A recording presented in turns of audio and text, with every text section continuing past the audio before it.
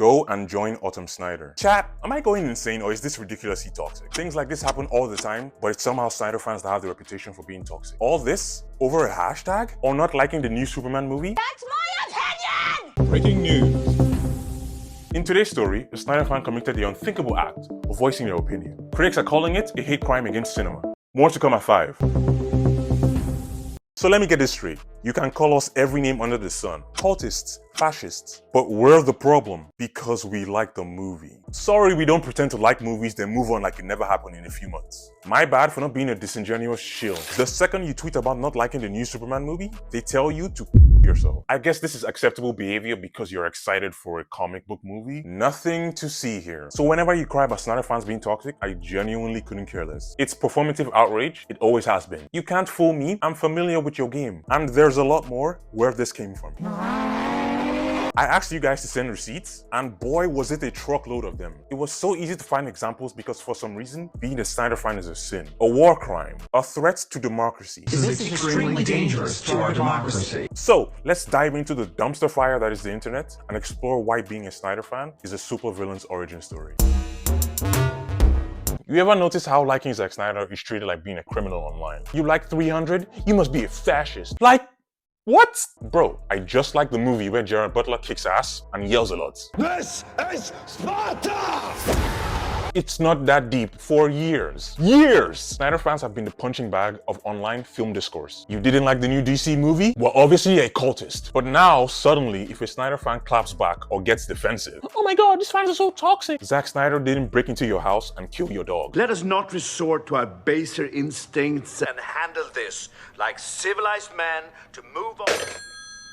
He just made movies about characters you like in a way you didn't like. It's been 9 years. Move on. People liked those movies. A lot of people. That is not a crime. Well, if it is, liking the Sonyverse should get you 25 to life. No parole.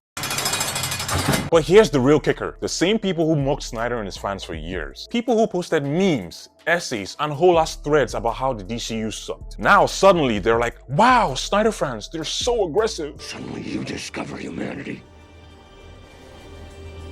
Convenient. Why can't we all be civil? Why can't we just come together? You know you can love both of them. Hashtag respect the past, embrace the future. Sir, you would have to respect the past to begin with. No.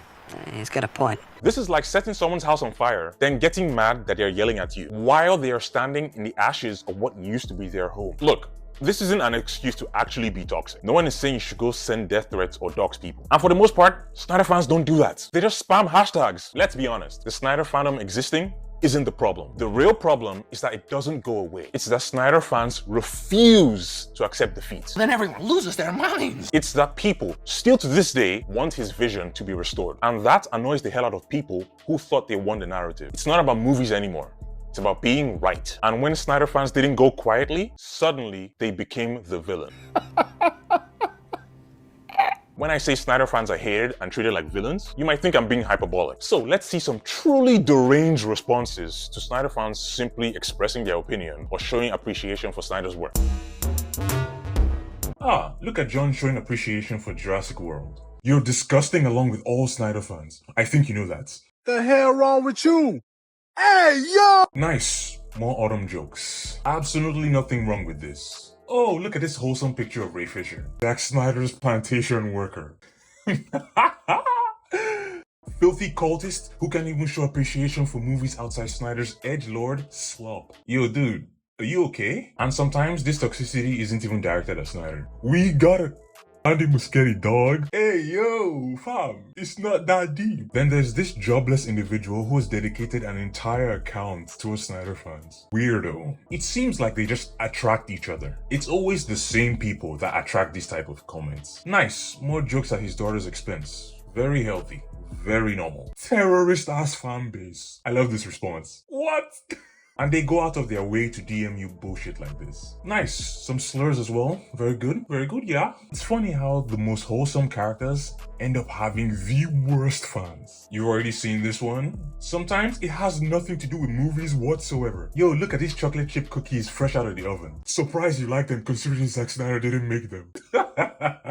And it goes on and on and on and on and on and on. There are too many to put in one video. They say we don't show appreciation for his work outside DC, but when we talk about Rebel Moon, we can talk about how much he failed and the fact that it too was cancelled just like the Snyderverse. This isn't normal behavior.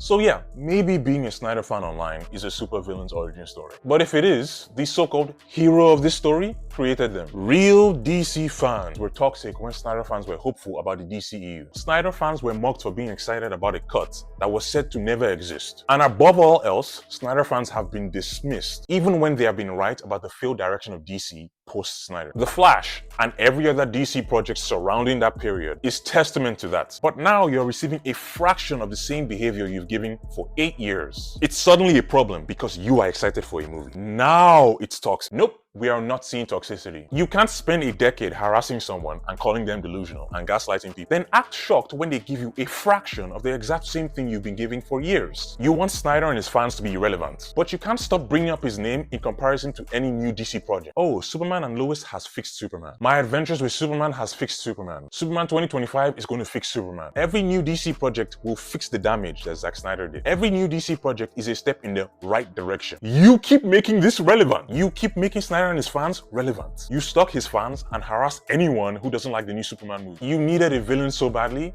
you created one. You wanted someone to blame for the failure of DC? Congratulations. DC will never leave Snyder's shadow. It will always be compared to him. It will always be synonymous with his name. See you in July. We know you'll cry.